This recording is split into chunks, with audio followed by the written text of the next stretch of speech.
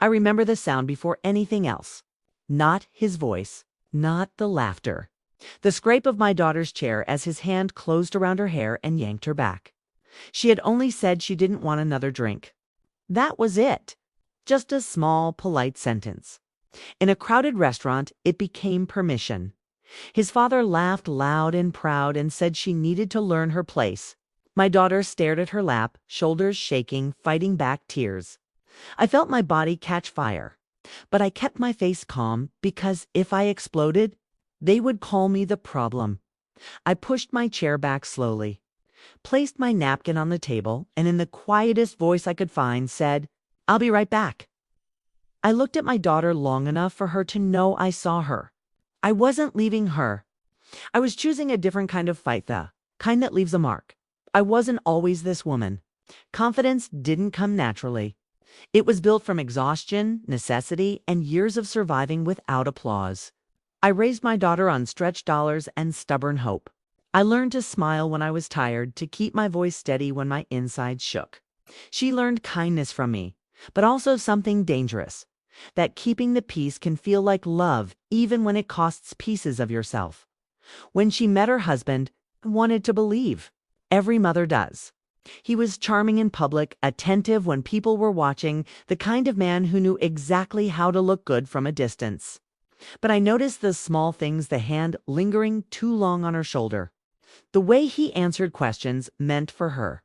The way her laughter sounded like permission instead of joy. I told myself not to interfere. I told myself she was grown. I told myself marriages have storms. But deep down, I carried a quiet fear that she was learning to survive someone who should have been her safest place.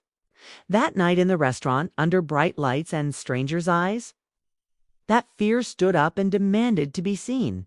His father had always been proud of cruelty. The kind of man who mistakes dominance for strength. The kind who fills a room just by entering it. The first time we met, he squeezed my hand like he was testing something, and he looked at my daughter like she was already owned. Over time, the comments came jokes about women needing discipline.